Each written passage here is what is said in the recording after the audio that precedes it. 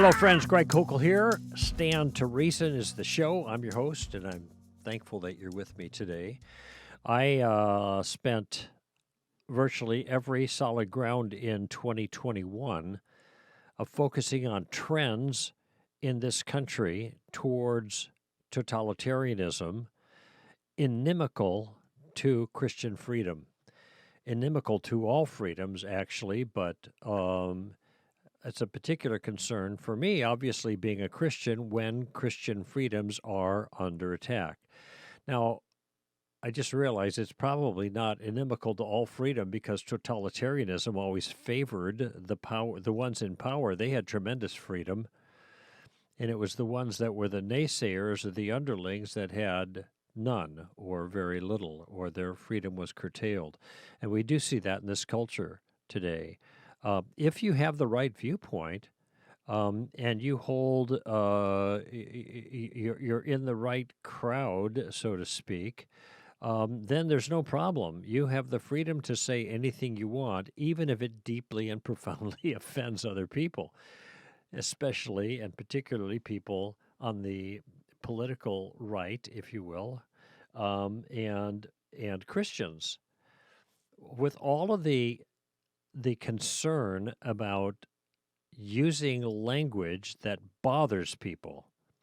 Obviously, certain language that might be construed to be a put down on someone of color, some race, or maybe a particular gender. And by the way, it doesn't have to actually be meant that way and be inherent to those words. If it can be construed that way, and someone indeed misconstrues it, well, that can get you into trouble, okay?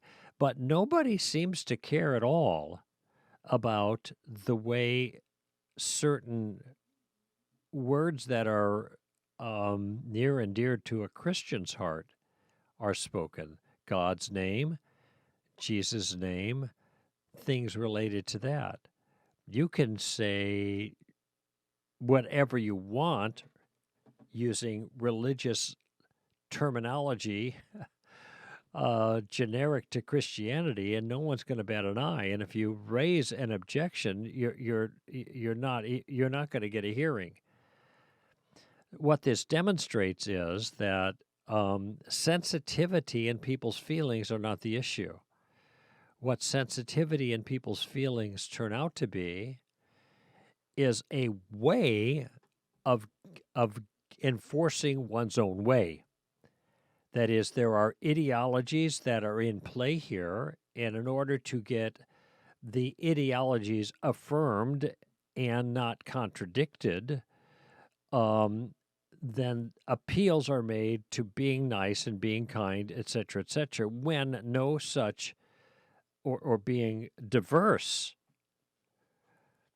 but no such appeal is made regarding a massive segment of the country for whom certain expressions of diversity are offensive, or behaviors or language are offensive given their worldview and their personal convictions, okay? And indeed, sometimes those convictions themselves are being silenced. Incidentally, I'm just thinking of the titles of those articles. If you go to str.org, you can find them if you haven't received them already. These are the solid grounds that come out every other month, about 3,500 words, and you can sign up for it. Go to our homepage, and down at the bottom on the left-hand side, I think there's a sign-up feature, or maybe somewhere on the right-hand side up towards the top, there's a sign-up feature. But if you haven't signed up, please do so. You're missing out on a lot. If you own any books that I have written, virtually every chapter of every book has come out of the things that we send out for free every month to people in our community that are kind of officially part of our community because they've signed up. And that includes the Solid Grounds bi-monthly, and then alternating months, a shorter mentoring letter that's only 2 pages, 800 words or so. That it's our way of keeping you informed and educated. But in 2021, I started out with an article called Iron Curtain Diary, reciting or retelling my experiences behind the Iron Curtain in 1976 working with Christians who were persecuted. By the way, I give detail there because I actually kept very detailed notes. And after I came out, after 5.5 weeks, I was in Austria at a special place for people who had been working in the East. And I spent 4 or 5 days just banging away based on my notes and my own recent recollection of all these things that had taken place. Uh, it's actually maybe 50 or 60 typewritten pages. So I have a whole record of all of that. But I drew from that record to write this piece, Iron Curtain Diary. The next one was called The Primal Heresy, and I talk about the problem with relativism, which goes right back to the third chapter of the story, the account of reality that we know as the Bible. And I talk about that one of two things are going to prevail, and history has shown this. Either truth, that is, people's commitment to truth, whether it's moral truth or truth about the nature of the world, facts about the world, which would include biology, by the way, if you're thinking about the gender issues, either truth or power. Once truth is disregarded, all that's left is power. Okay, so that's called the primal heresy. Then I have a piece called Freedom Fading, and I start looking at the impact of what Rod Dreher calls, in his book, Live Not by Lies, soft totalitarianism, and how the sideways pressure from the culture, and whether it's big pharma or big business now, or whether it's Google or Facebook or Twitter, and all the cancellations that are involved there, or doxing people who have the wrong points of view and making their identity public and their location public and where they live so they can be further objects of scorn and harassment. All of these things are coming from the side. They're not coming from the top down, and as it was in the Soviet Union, from the government on the people. No, the government is allowing all this to happen to accomplish its ends because the government is profoundly leftist right now. And so if social institutions can accomplish leftist totalitarian ends, they're going to let them do that. And that's what's happening. I described that. Then I have a piece called The Evening News. And given that I have made these claims about creeping totalitarianism, I just recount a whole bunch of things that are happening in the news that bear testimony to the claim I've been making about the year. And then the final one, and maybe I'm missing one, I'm just going by memory, is I have a piece called The Legend of the Social Justice Jesus. And there I try to put the facts, the biblical facts, straight as to what Jesus' mission actually was, according to him. And according to all of those authoritative people that spoke in the Gospels about him and what he came to do. And they all had spoke with the same voice. And it wasn't to help people get along, and it wasn't to campaign for the disenfranchised or for the poor. I mean, the whole Gospel of John, there's only one reference to the poor, and that is the poor you always have with you. It was dismissive in light of something else that was going on, the expensive perfume that was being used by the woman to anoint him, essentially, for burial. He was more important than the poor. He's putting things in order there. It's not that he didn't care about the poor. God doesn't care about the poor. That's not what I'm saying. I'm focusing in on Jesus' mission. And though Jesus did include in those people in his circle the disenfranchised, he was not a champion for the disenfranchised as such or for the poor as such. It just never happened. He was a champion for the repentant sinner, regardless of what their station was in life, in culture, or their financial means were. You could be rich and repentant or poor and unrepentant. The rich and repentant was accepted. Give, for example, the tax gatherer beating his breast in the back of the synagogue saying, God have mercy on me, a sinner. That man was rich, and he went away justified. But you have many poor. Look at John chapter 6. People who came to Jesus to get a free meal. That's what he says. He had just fed the 5,000 or the 4,000. He's fed 2 different times, different numbers. And he said, you're coming back to get a free meal. You want a free meal? I'm the free meal. I'm the bread of life that comes down from heaven. Eat me. Eat my flesh, drink my blood. And what happened? Many of them left. Why? They just couldn't stomach what he had just said. Now, when you look in the passage there, he is not talking about the Lord's Supper. He is talking about, in a parallel metaphor, about putting your faith in him. And it's very clear when you look at the structure of the chapter. He's not talking about something they have no idea what it means, something that's going to happen later in the upper room discourse, communion. That's not what he's talking about. He's talking about putting faith in him. Okay, so you have there Jesus speaking in such a way as to chastise the poor for wanting a free meal. Point being, he had another goal. Now, this collection of 6, I think I only gave you 5 titles, but there's 6 solid grounds for 2020. And they are all building on this theme and building up to this, hopefully informing you about what's happening in culture. Now, that's 2020. Now we're a year and a half or so past that, and things have gotten lots worse. And it seems like every time I turn around, there is some kind of action, sometimes governmental action, against a person of faith, particularly a Christian, who is simply in his or her private life pursuing their Christianity vocally and talking about things that turn out to be politically incorrect according to the powers that be. So I have in front of me an example of that. I'll read to you in just a moment, but just a little backstory here regarding this organization.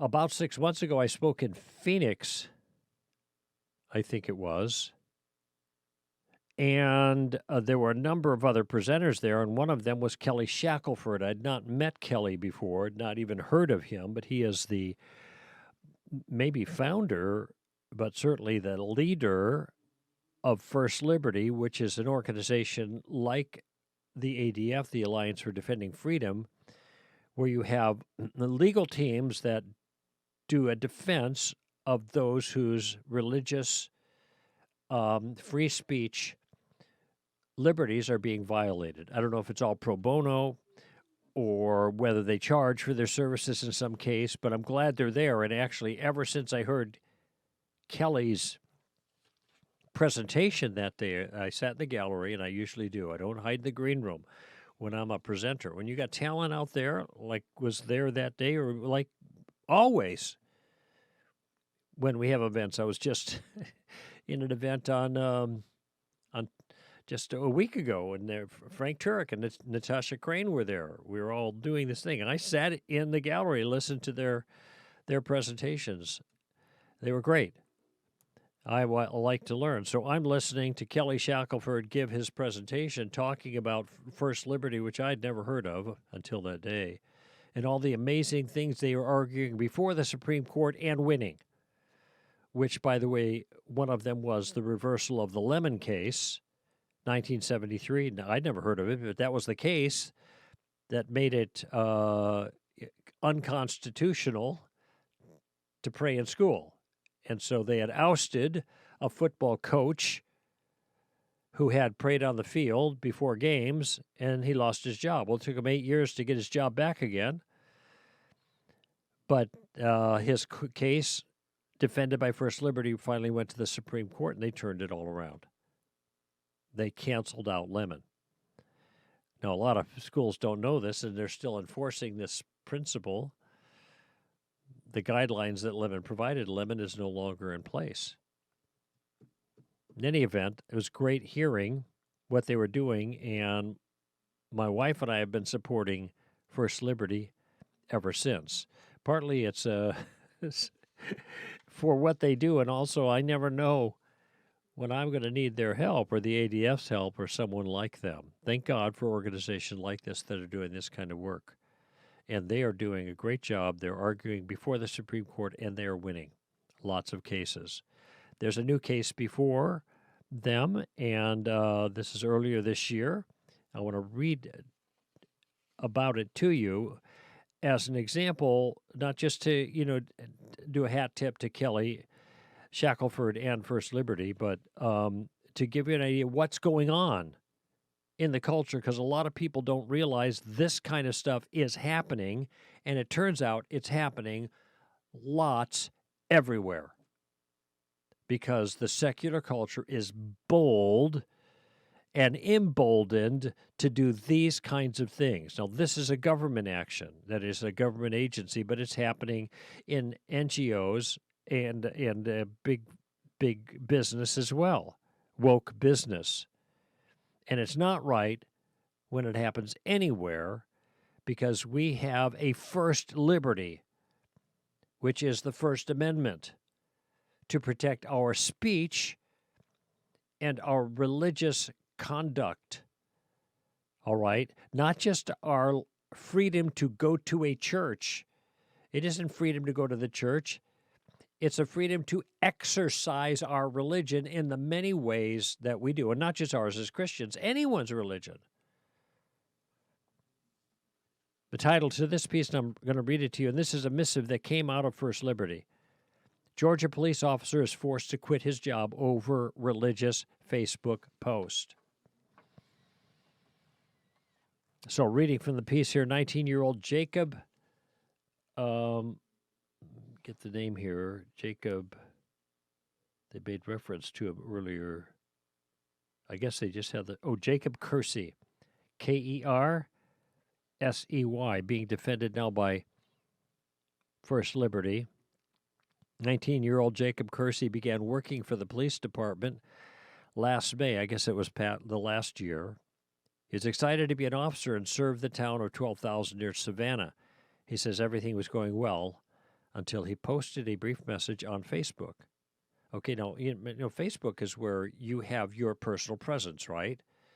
Where you have your friends. In fact, that's what they're called, friends. People friend you or ask to be your friend, and you say, okay, be my friend, and they have access to your Facebook, and a lot of it's family and really genuine friends, people you know, that are just finding a way to keep up with what's going on in your life, and you make postings, etc. I have a Facebook.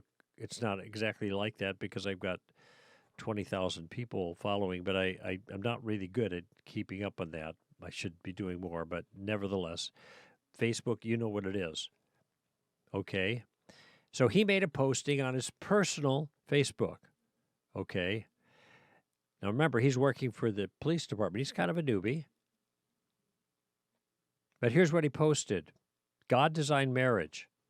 Marriage refers to Christ and the church. That's why there is no such thing as homosexual marriage. Now, I think a better term would have been same-sex marriage, but it wouldn't have mattered, really. If God designed marriage a particular way for a man and a woman, one man with one woman becoming one flesh, sex, for one lifetime, permanence, monogamous heterosexual unions for long term. If God did that, then two of the same sex, quote unquote, marrying doesn't make sense from God's perspective. It's not a marriage. Any more than marrying a street lamp would be a marriage. Or a 6-year-old would be a marriage. I mean, if somebody wants to use the language of marriage equity, or equality, rather. No, well, nobody believes in marriage equality without restraint. They all have standards of some sort. The point is, he's just saying that's not really a marriage. It's not a marriage in God's eyes. This is his personal Facebook, and guess what? It's his conviction as a follower of Christ. And it's a sound one given the Bible. And it's one that I've made too. It's a point I've made as well in the new book coming out September 12th. They pushed the date from June to September, called Street Smarts, and I talk about this. I think that same-sex marriage is a contradiction in terms. Now, not in a secular sense, but he's not speaking secular, nor am I. We're speaking from the author of marriage himself, God, and as a Christian, this term makes no sense. I know what people mean when they say it. But Frank Beckwith, my philosopher friend who helped me write Relativism, Feet Firmly Planted in Midair. Now, what is this, 23 or 4 years running for that book, almost 25. Frank said, and he can turn a phrase, just because you can eat an ashtray doesn't make it food. I think that's clever. That's the point here. Now, people can disagree. Fine. This is his point of view. God designed marriage. Marriage refers to Christ and the church. That's why there is no such thing as homosexual marriage. Okay, the article continues. The following day, by the way, this hadn't occurred to me before, but how does his supervisor, who comes next, who called him, how does his supervisor know the next day something he posted on his personal Facebook? You know, if you're not a friend, isn't this the way it works? I've tried to get on Facebooks before. I look up a name of somebody I used to know, and there it is. I can't get all that information. I don't know what they post. I'm not a friend. I got to get official. I got to say, will you friend me? I don't usually do it because I'm just being curious and I don't want to kind of engage. But you got to get invited to know what people post, right? So how is it the following day the supervisor called regarding this post? I don't know. The supervisor called ordering him to take down the post. I order you. I'm your supervisor. I order you to take down the post on your private Facebook. Okay, just think about it. However, Jacob believed he was being pressured to abandon his Christian beliefs and decided not to remove it. He subsequently met with the police chief and other department leaders. Now, by the way, this young man is not even a year with the force. May to January when this happened. May started, January when this took place.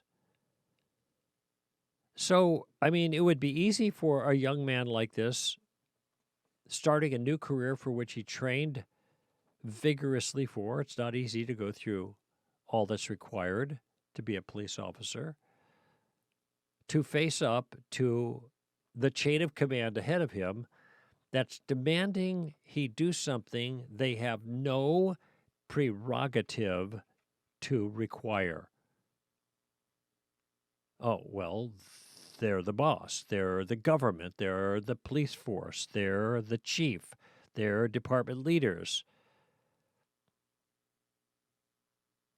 And in this meeting, these leaders outrageously said, I'm reading now from the piece, the post was, quote, the same thing as saying the N-word. Really? The same thing as saying the N-word and then an F-bomb, all those homosexuals, close quote. This is what his leadership told him. Saying that God designed marriage. Marriage refers to Christ and the church. That's why there's no such thing as homosexual marriage. That's like dropping an F-bomb on gays and the N-word on blacks. Why? Really? I mean, it does raise the question, why are these people so thin-skinned? Why are they so intense? Why are they so radical? That's something to think about. They said he could, quote, not post things like that, close quote, and also said his free speech was limited due to his position as a police officer. Really? Constitution applies to everybody but police officers, apparently. He was placed on administrative leave while the city investigated. What's to investigate? There it is. 1, 2, 3 sentences. About a week later, Jacob received a letter saying he could be terminated for any post on any of his private social media accounts. For any post on any of his private social media accounts or any other statement or action that could be perceived as offensive. Okay, there you go. Now, I've talked about this before, but I want to underscore this because it's a major shift in the way the culture responds to things, and this has to do with the offensive part, because it's a distortion of the concept of oppression, and it is a feature of critical race theory. So when I began studying CRT, and I used Neil Shenvi, Shenvi, as a source for very clear characterization of it, one of the 5 characteristics of critical race theory was called oppression, not just oppression, but oppression through ideology. Okay, now I want you to think about something. Oppression. You think of oppression classically. Oppression is when someone else is denied something that they ought to have, that they deserve, or are hurt personally for some inappropriate reason. So you could have blacks that are lynched, that's oppression. You could have Jews that are gassed or kept from their place of employment. They couldn't work or they couldn't have positions of leadership in the Third Reich. That's oppression. Or you could have people that can't sit in the front of the bus. They have to sit in the back of the bus or whatever. We can think of all these examples of oppression. But the definition, and on that view, by the way, that oppression is being hurt physically or being deprived of something that is rightfully yours. That definition have changed. Now, oppression includes oppression through ideology. What's oppression through ideology? That is, if you have an ideology that is a point of view or a conviction or a belief that someone else doesn't like and can construe it as an offense to them, even though you don't do anything to them, you don't deprive them of anything, you don't hurt them in any active way, you don't interfere with their lives, just the fact that you believe and think contrary to them, that is an act of oppression. Your ideology oppresses them. Now, do you see what's happened now with this expansive definition? Now, people can object to anything they don't like. This hurts me. So they construe an alternate idea as a damage to them. And if there's a damage to them, then they can retaliate. And by the way, this is what Antifa and the like have done. The words are weaponized, is the way they might characterize it. It's your words that express your contrary idea is a weapon hurting them. That is an attack on them to which they can respond with self-defense, and the self-defense can, in fact, be an attack on you physically, or an attack on your property physically, or taking something away from you like your livelihood that you had. In other words, all the things that used to be classical examples of oppression now can be done by those, to you, by those who think you are, quote unquote, oppressing them with your ideas. Oppression through ideology. And here it is. I'll read it again. They said he could not post things like that, and also said his free speech was limited due to his position as a police officer. He was placed on administrative leave while they investigated. Then he received a letter saying he could be, here it is, he could be terminated for any post on any of his private social media accounts or any other statement or any action that could be perceived as offensive. Wait, you offended people with that. That bothered them. You are oppressing them through ideology. That is an act of violence towards them. We don't put up with any acts of violence towards other people. You're fired. Now, you realize this, of course, doesn't work in reverse. This is not a two-way street. Those others can hold all kinds of ideas that oppress us in the same way. If ideas are oppressive, if you can oppress through ideology, and I do not accept that as a legitimate form of oppression, but if it is, wait, what's sauce for the goose is sauce for the gander. Why can't we cry foul and demand that that person be fired? Well, because it doesn't work that way. By the way, we'd have plenty of justification for doing that if the kinds of things that people are being fired for now applied from our side as well. Now, this isn't going to happen. I'll tell you one reason why. Because conservatives in general, and Christians in particular, are not retaliatory. They don't play by those twisted rules. Oh, are there exceptions? Of course there are exceptions. But I'm saying as a rule, that is not the case. But as a rule, the other side is playing this way. That's why all these things are happening. That's why you need an ADF.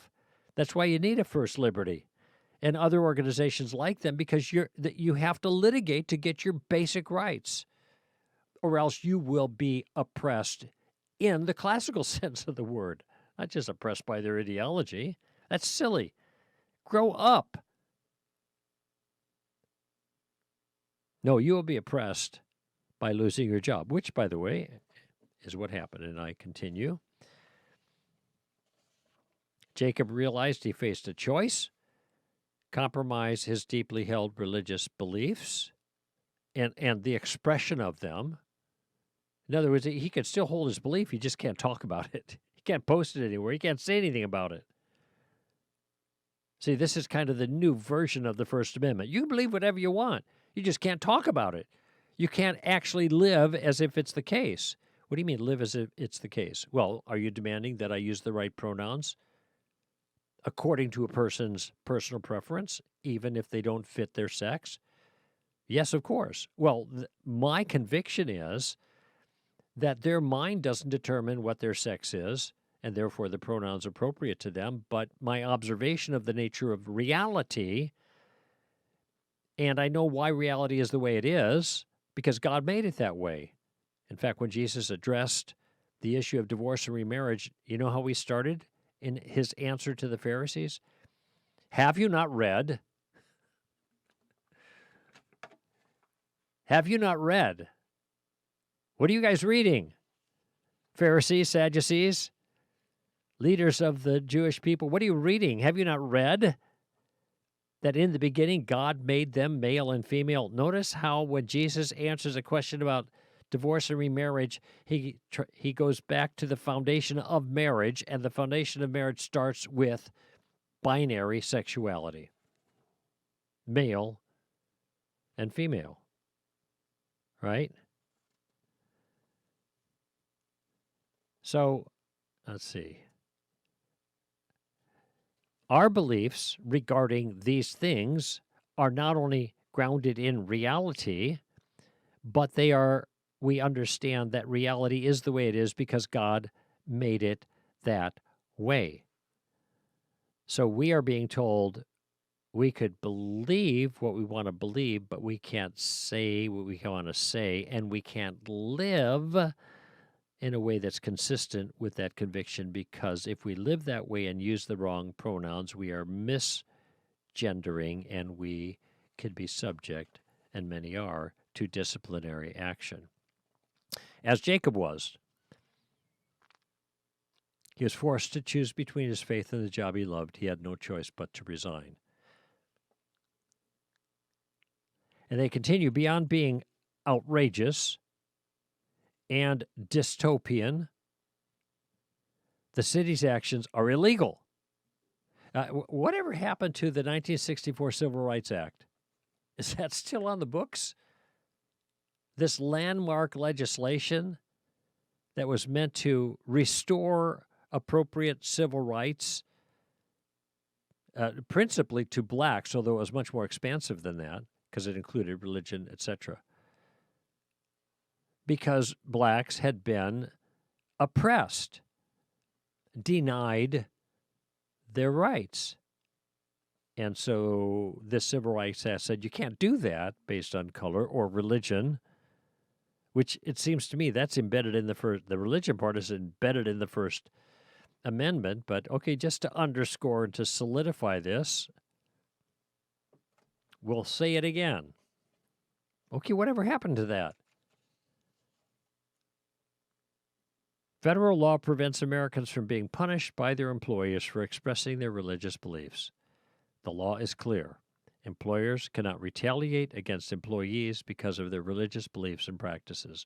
What's more, they may not create a work environment that is hostile towards religion and must protect employees from harassment. Doesn't count anymore.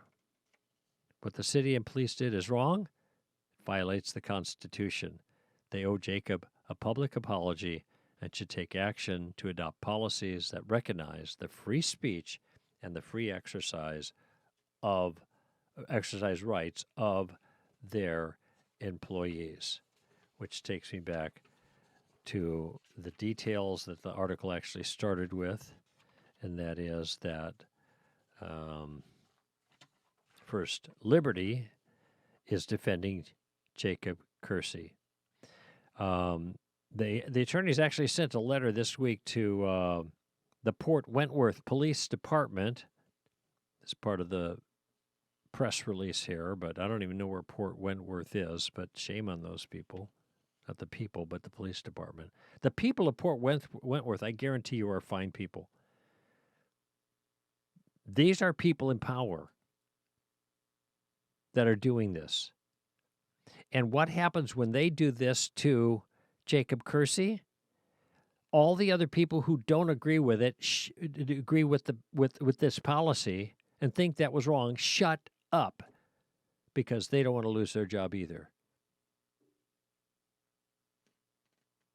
So here is a letter the attorneys from First Liberty sent to the Port Wentworth Police Department explaining that officials blatantly discriminated against against Jacob. So I got too many pages here, so I'm getting them mixed up. Here we go. Here's what they said. And I quote, the free exercise clause of the First Amendment protects Mr. Kersey's right to express his Christian beliefs in his personal life and discuss his faith while off duty. By the way, it probably protects his ability to express himself while on duty, too, but they don't address that because that wasn't the issue here. They're not biting off more than they need to chew. They're just dealing with the specific instance.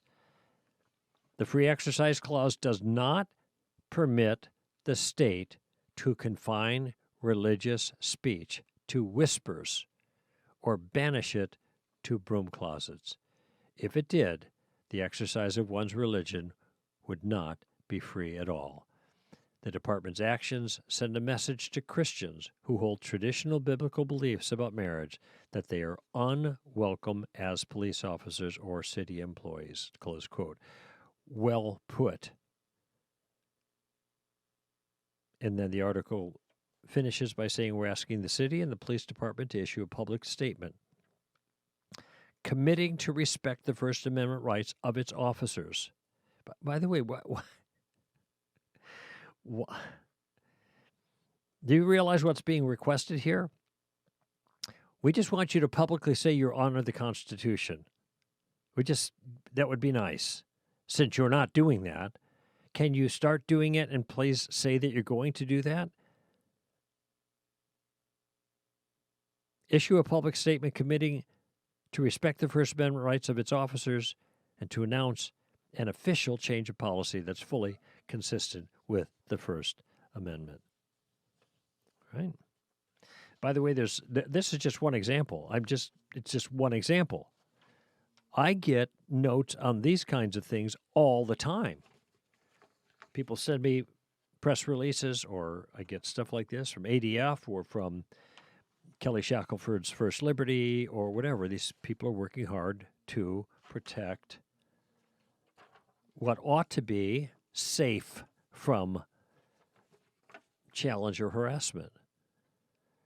Those people exercising First Amendment rights, particularly in this case, religious rights. It's happening all the time. And we are so used to it, this oppression by ideology. Well, you offended me. When people say, well, that offends me, when they say that offends me, what they are acknowledging is that they're being oppressed by your ideology, which isn't oppression at all. It's a difference of it's a different point of view. How is a different point of view hurt you? Now, a different point of view could lead to actions that hurt you, but it's the actions that are actionable, not the view. This is why I've always been against hate crime legislation, because it takes an action like an assault, which itself is actionable. You can act against it with regards to the law and punish it, and it makes the assault more aggravated. It's an additional crime because of something you had in your mind that was connected to the assault. And so you're getting punished for the assault, and you also get punished for what was in your mind when you made the assault. You get punished for the hate, or presumably the hate. I mean, just because somebody says something nasty to someone else that they then assault doesn't necessarily mean they hate that person. And by the way, what about all the other examples of hate where there's no assault involved? Or arguably hate crimes going the other direction. In other words, there's an assault and it's motivated by hostility towards, say, whites. You know, it's very hard to get those prosecuted, and they shouldn't be, in my view. I mean, if there's going to be equality, equal protection under the laws ought to be applied equally. I think that's a bad law. It shouldn't be applied at all. You don't punish thoughts, because thought crimes require thought police. Simple as that. That's what we're facing in spades all the time now. And lots of people are being harmed and actually oppressed because of what they believe or what they say regarding their beliefs or what they refuse to say contrary to their beliefs. Okay, let's take a quick break, and I'll come back and take a question from the open mic calls. Greg Koukl here for Stand to Reason.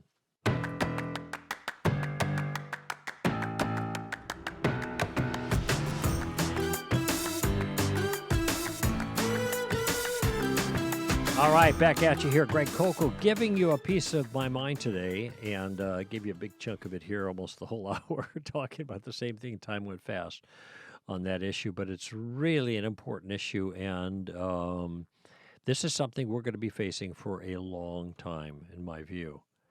I hope I'm wrong, but just gear up for it. Get ready for it.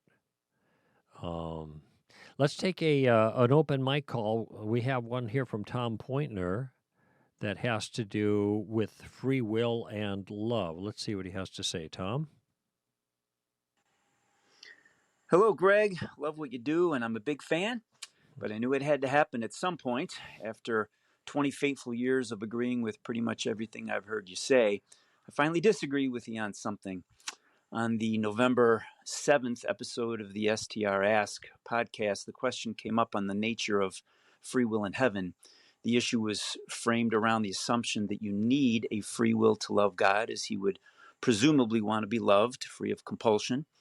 And if I'm mischaracterizing your view here, please correct me, but your view as I heard it was that free will is not necessary to love. And you gave as an example the love of a parent for his or her child. And you don't have to think about it or choose to love your child. You just do, no free will required. And while I find this to be true of myself, as I thought about it, the world is filled with examples of parents specifically not loving their children, abortion, abandonment, abuse, even disinterest. Plus, the love that parents have for their children it's a nurturing love, as that child is, let's just call it, flesh of my flesh, bone of my bone, a helpless, completely dependent human being that's right in front of you. You're 100% responsible for. But God is none of those things. He's spirit. He's invisible. He's not in need of care. He's not a responsibility. And the love that we have for God it's a reverent love, not a nurturing, very much not like the love that we have for a child. So I find it apples and oranges to compare the love for God with the love that parents have for their children. I don't necessarily have a question, but I very much value your thoughts and input. So if you could comment more on this and help me understand your view. Thanks, Greg, for all you do, and may God bless your ministry. Bye-bye. Thank you, Tom. I appreciate that. So let me parse this out. There's a lot of things you said here. The fact that there are people who are parents who are not loving is not relevant to anything we're talking about here. I'm not saying building my case on the fact that every parent is loving and they don't choose the love. It happens. So that there are unloving parents is not a factor. I just want to move that aside because it doesn't relate to this issue. Okay. There was also a statement about love being free will versus compulsion, and I think this is a false dichotomy. What I'm arguing for is that love is not compelled, and it is not. First I said it's not a function of free will. Because when we have our deep emotional love, or however you want to characterize it, and I use the example of for parents for children, um, this isn't something that is chosen by freedom, but it's also not something that's compelled. It is something that happens in virtue of the relationship there. And yes, I understand that a parent and child relationship has unique aspects to it. All of the things that you mentioned, the nurturing and the caring and all of those kinds of things, and we don't have that responsibility towards God. So it seems like it's apples and oranges, all right? But a couple of thoughts on that. First of all, when a parent, I mean, you guys could just assess for yourselves, when you feel the love for your children when they're first born, I don't believe that what you're thinking about is I'm in virtue of the fact that I'm choosing to care and fulfill my responsibility in all these ways for my child, that's loving for them. No, what happened is the love happens immediately, and then the love helps you to do the hard job of caring for the children that some people don't do well. And maybe they don't have that love in their heart. But regardless of whether they have the love in their heart, the love that you have as a parent is not something that you simply made a free will choice to have. And I wasn't only using the parent as an example. This is true of all the intense feelings of love you have. Think about marriage. I mean, people talk about falling in love. That's not a choosing. That's a happening. And sometimes it happens against their desires. The famous Judy Garland song, "You Made Me Love You." I didn't want to do it. I didn't want to do it.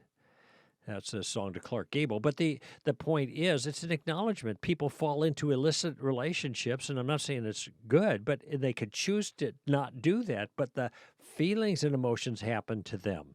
Okay, and so all I'm saying is, all of the love that we have, that we experience as deep love, as opposed to acting loving when it's appropriate for us to act loving. All of that love is not something we choose, it's something that happens to us. Okay? Now, I think that the way God works in our hearts is to create love for Him. I don't buy the notion, and this was the core of it, that unless we have the freedom to reject the love, it's not really love. So, therefore, if in heaven, and well, the counterexample that I give is, wait a minute, God doesn't have the freedom to reject His love for us. He loves by His nature. And in heaven, are we going to have the freedom not to love if we have, is that going to be on the table for us? Or else it's not real love? No, I think we're going to really love God from much more powerfully from the heart, because we're going to see Him as He is. And so when we behold Him, that love is going to radically intensify. It isn't because we're choosing more to love Him. It's because the lovable aspects of God will be more present to us. Okay, just like, when you're in relationship with your wife, there are a set of circumstances, or your husband, a set of circumstances that take place, that the circumstances themselves, for whatever reason, sometimes a romantic thing or maybe a tragic thing that draws you together, radically intensifies your emotional feeling for love. It is not your choice that's doing that. It is some other dynamic that's causing that to happen. Now, that's not compulsion. You're not being forced to love each other. Something else besides your will is responsible for that. And all I'm saying is that this same dynamic that happens in all of our other deeply felt loving relationships is something that happens with God. And it's not a matter of choice at all, and therefore the argument that we have to have the freedom to love God of our free will in order for it to be real love completely misses the point. And I think it creates other theological problems.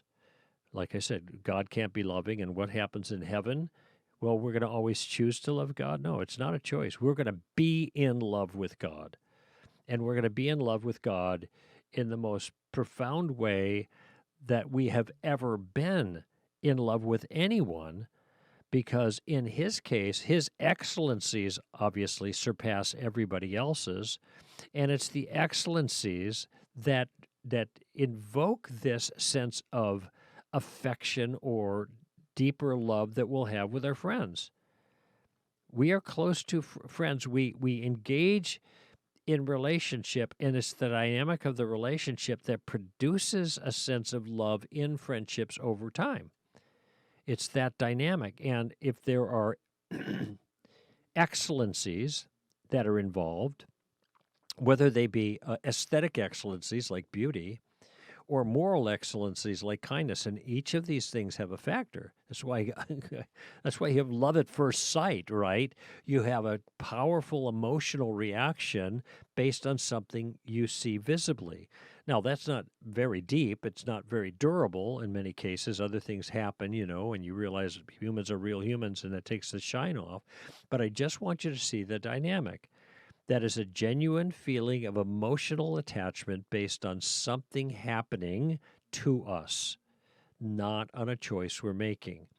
And incidentally, when the shine wears off on the aesthetic elements in a good relationship, it's the other virtues that in the relationship begin to shine that continues that attraction. And that's why love can get deeper and deeper and deeper, over genuine felt love over the years, even when the aesthetic elements change and the wrinkles form, and the waistline expands, and the